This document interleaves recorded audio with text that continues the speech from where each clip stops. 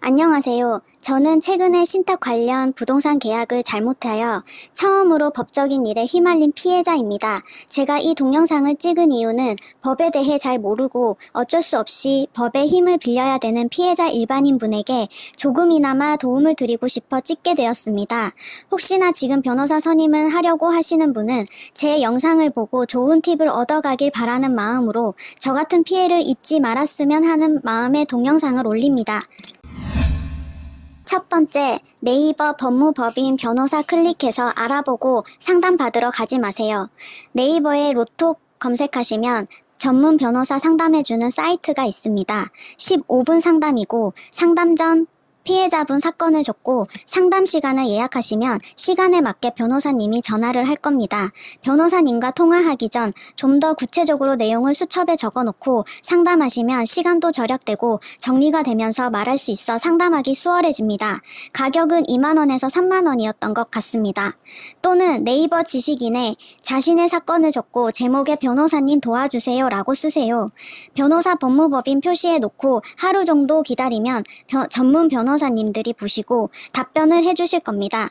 거기에 진심으로 사연을 생각해 주시는 변호사가 있다면 채택하고 연락처도 있을 겁니다. 따로 연락해서 문의하면 상담료 지불 안 해도 됩니다. 이미 지식인의 사연을 적었기 때문에 다시 처음부터 설명을 안 해도 되는 편함이 있습니다. 변호사가 맞는지 의심되시면 네이버에 대한변호사협회 검색해서 확인하시면 됩니다. 제 경우였을 때는 예약하고 직접 찾아가서 상담받으면 30분 정도 하는데 5만원을 내야 했습니다. 변호사 상담마다 다르겠지만 저는 3곳에서 4곳 갔는데 모두 그렇게 받았습니다. 상담을 하다 보면 시간에 쫓겨 정말 자신이 말해야 될 중요한 내용을 놓치고 정리가 되지 않기 때문에 30분이 훌쩍 넘어가 버립니다. 그렇게 되면 추가로 낼 수도 있습니다. 저는 50분 정도 상담했는데 10만원 낸 곳도 있었습니다. 상담비만 30에서 40만원 쓴 것 같습니다. 처음 겪은 일이라 도움받을 곳도 없고 제가 발로 뛰며 알아보고 했습니다. 절대 저처럼 하지 마세요. 마음도 힘들고 몸도 힘듭니다. 변호사 상담할 때는 정말 내 사건을 진심으로 공감해주고 피해자 마음을 헤아려주는 변호사님을 만났으면 합니다. 상담하다 보면 이 변호사는 나를 호구로 보는구나 라는 느낌이 옵니다. 너무 급하게 변호사 선임하려고 하지 말고 5명 정도 상담을 통해 피해자분 사건에 설명을 잘 들어주고 해결 방안을 객관적으로 피해자분이 이해할 수 있도록 설명해주는 변호사님을 만났으면 합니다. 변호사님들마다 할 수 있는 역량이 다릅니다. 피해자님의 마음 약한 심적을 이용해 돈을 더 받으려는 변호사도 있으니 주의하시면 좋겠습니다. 두 번째, 상담받을 때 꼭 판결이 끝날 때까지 변호사님이랑 진행하겠다는 말을 강조해 주세요. 제 경우에는 상담받을 때 3-4곳에서 돌아다니며 그 중에 네이버 검색으로 법무법인이 낫겠다 싶어 홈페이지에 들어가 봤는데 서울, 대전, 부산에 있는 법무법인이었고 좋은 후기만 있길래 믿음이 가서 문의하게 됐습니다. 상담받으니 간단 명료하게 우유부단하지 않고 통찰력 있는 모습에 선임하게 되었습니다. 선임하고 상담했던 변호사랑 3-4번 통화하고 갑자기 다른 변호사로 교체가 되었습니다. 저에게 사전에 말도 없었습니다. 그래서 전달해주는 직원한테 제 담당 변호사님이랑 통화하고 싶다니까 내 사건에 같이 담당하는 변호사라고 말하였고 상담했던 변호사는 너무 바빠서 통화가 좀 힘들다는 식으로 자기한테 말하면 전달해준다는 식이었습니다. 그 뒤로부터 상담해줬던 변호사랑 통화하기 힘들었습니다. 세 번째, 판결이 끝날 때까지 직원을 통해서 전달받는 식의 연락 말고 변호사님과 다이렉트로 연결할 수 있게 가능하냐고 말해주세요.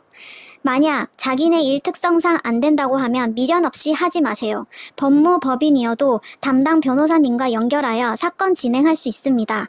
법에 무지한 일반인이 사건에 물어보는 건 당연하고 어떻게 진행이 되는지 알아야 되는 권리가 있는데 바쁘다는 핑계로 직원을 통해 들으려 한다면 그건 의뢰하는 사람한테 배려가 없는 게 아닐까요? 입장 바꿔 생각해보면 의뢰인 마음을 헤아려 주는 것도 변호사님의 능력이라고 생각합니다. 네 번째, 변호사님이랑 상담받을 때 무조건 녹취하세요. 합법적인 자신의 보호를 챙기기 바랍니다. 상담받고 선뜻 계약을 하면 안 됩니다. 변호사라고 절대 믿으면 안 됩니다. 집에 와서 상담한 걸 들어보고 판단을 잘 하시고 결정하셔야 합니다. 며칠 늦게 한다고 늦지 않습니다. 적은 금액도 아니고 신중하게 선택하길 바랍니다. 변호사 선임하고 녹취 내용은 판결이 끝날 때까지 저장해 놓습니다. 다섯 번째, 변호사 선임료에서 증거가 있다면 녹취록과 소송 진행하는 과정에 추가되는 인지액, 송달료 포함인지 꼭 물어보세요. 저의 경우는 변호사 선임비 들었을 때 변호사가 부르는 대로 값이었습니다. 저는 보증금 사기건 5천만 원이었습니다. 선임비가 어떤 변호사는 400만 원이고 또 어떤 변호사는 400만 원의 승소비까지 요구하는 변호사도 있었습니다. 저는 증거자료가 있을 뿐더러 당연히 이기는 싸움인데 선임비 따로 승소비까지 받는 건 아니라고 생각했었습니다. 그래서 제가 변호사 5명 정도 보라고 한 겁니다. 가격 비교도 꼭 하세요. 그리고 피해자분 보증금 계산에서 변호사 선임비 계산해주는 네이버에 검색하시면 대략 선임비가 이 정도 나온다고 알게 될 겁니다. 처음 접해본 저로서는 선임비가 너무 부담되고 혹시나 패소되면 어쩌지 하는 걱정이 있었지만 살면서 남한테 피해 안 주고 피땀 흘려가며 번 내 돈을 포기할 수 없었습니다. 저는 증거가 있었기 때문에 자신이 있었고 이래나 저래나 후회할 거면 제 선에서 최선을 다하자는 마인드로 선임하게 되었습니다. 근데 제 담당 변호사는 선임비가 350만 원이라고 했고 승소비 안 줘도 된다고 하였습니다. 상담비도 안 받는다는 곳이 처음이라 정말 이 부분에서 제가 감동을 받았나 봅니다. 심적으로 많이 약해졌고 여러 군데를 상담해본 것 중에서 상담비 안 받는 거에 마음이 많이 갔었습니다. 지금 와서는 너무 후회스럽고 멘탈을 잘 잡고 판단했어야 했는데 이제 와서 후회한들 무슨 소용이 있겠습니까? 근데 소송 진행하는 과정에서 인지액과 송달료, 녹취본을 달라고 하더군요. 저로서는 생각도 못한 돈이 나가기 때문에 당황했었습니다. 상담할 때 이 부분도 말해줬다면 인지를 했을 텐데 아쉬운 부분이었습니다. 저는 녹취본, 인지액, 송달료 포함해서 대략 60만 원 선에 냈던 것 같습니다. 여섯 번째, 사건 진행 중인 담당 변호사 통화 내용도 무조건 녹음하세요. 제 경우에는 담당 변호사님을 신뢰했고 무조건 믿고 맡겼습니다. 상담한 내용과는 너무 틀렸습니다. 상담할 때는 4개월 걸린다고 했는데 1년이나 걸렸습니다. 그렇다면 상담할 때 경우에 따라 다를 수 있으니 최대 1년 걸린다고 말해줬으면 그동안의 정신적인 피해와 지나간 시간을 생각하면 너무 화가 납니다. 이것 말고도 여러 가지가 있지만 이 영상의 본질이 벗어날 것 같아 제 얘기는 최대한 하지 않겠습니다. 사건 진행할 때 법에 무지한 일반인이 재차 물을 수도 있는 건데 담당 직원은 변호사님과 통화해서 말했듯이 하면서 또 묻냐는 식의 말투로 상담했었습니다. 이런 무시 당하고 싶지 않으시면 무조건 녹취하세요. 분명히 못 들었는데도 설명했다시피 하면서 사람 바보 만듭니다. 일곱 번째, 굳이 피해자분이 사는 지역의 변호사님이 아니어도 됩니다. 타 지역 변호사님이 피해자분 사는 지역에 오실 겁니다. 변호사님과 대면하는 것도 재판 때마다 보시면 됩니다. 저는 같은 지역에 사는 변호사가 낫겠다 싶어 선택했지만 의미 없습니다. 재판 한번 갔을 때도 밑에 일하는 변호사였습니다. 여기서 한 번 더 강조드립니다. 피해자분의 마음을 공감해주고 진실된 마음으로 대응해주는 변호사님을 선임하길 바랍니다. 재판 때마다 꼭 참석해서 변호사님한테 듣고 싶은 조언이나 앞으로 진행 과정을 들으면 됩니다. 여덟 번째, 담당 변호사 말을 무조건 믿지 마세요. 제 경우는 문제가 있는 집을 이사가고 싶어서 임차권 등기 명령 신청해도 되냐고 물었을 때 계약에 신탁이 돼 있어서 이사가면 대항력이 없어져 안 된다고 했습니다.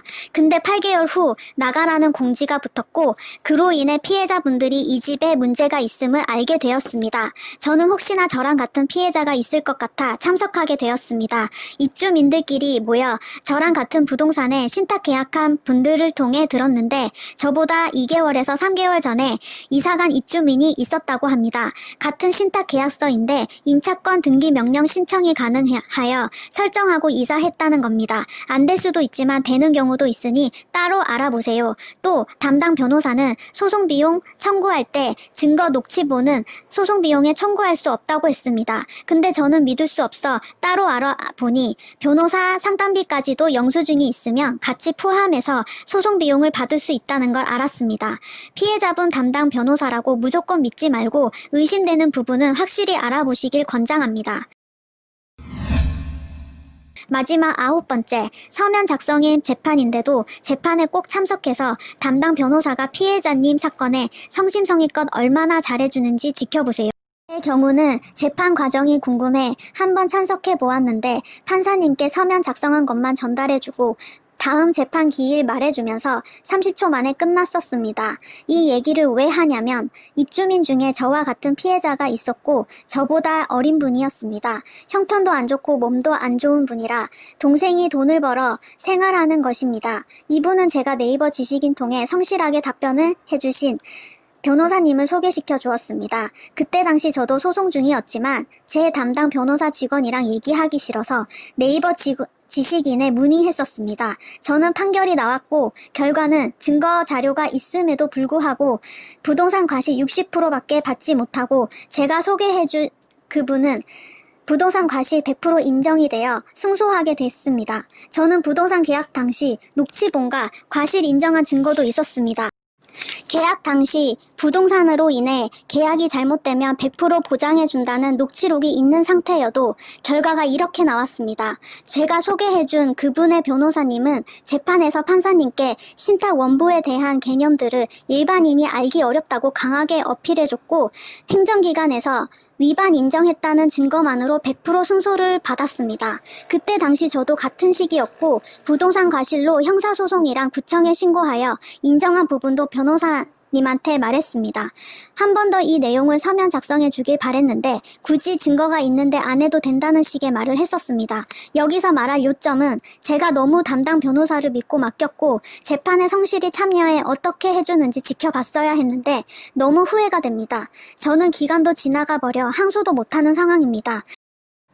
제 판결 결과가 부동산 과실로 부동산협회 60%밖에 받지 못한 결과를 인정할 수 없어 항소하고 싶다고 했습니다. 제 담당 변호사는 이 정도도 잘 나온 거라며 하지 말라고 말했습니다. 오히려 부동산 측이 항의할 수 있다고 했습니다. 저는 3천만 원도 못 받을까봐 겁먹고 항의도 못했습니다. 그래서 이 사건은 종결이 된 상황입니다.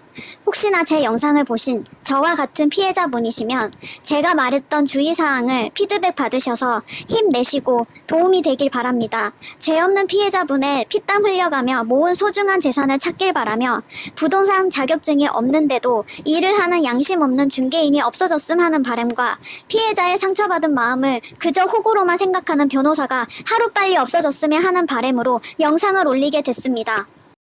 변호사 상담 받으면서 여러 번 낙담하고 내가 사랑했던 일에 회의감까지 들었으며 정말 참을 수 없는 건 피고인의 자녀분들이 저와 나이가 비슷합니다. 자기 자식 같은 돈을 갈취하면서 그 피고인은 죄책감이 조금도 없었고 사과 한마디 없었습니다. 아직까지 형사소송 진행 중입니다. 저는 법에 대해 알려준 사람도 없었고 이런 일을 처음 겪다 보니 막막했었고 혼자 싸우기에는 많이 벅찼습니다. 두렵기도 했습니다. 길에서 미친 사람처럼 운 적도 있습니다.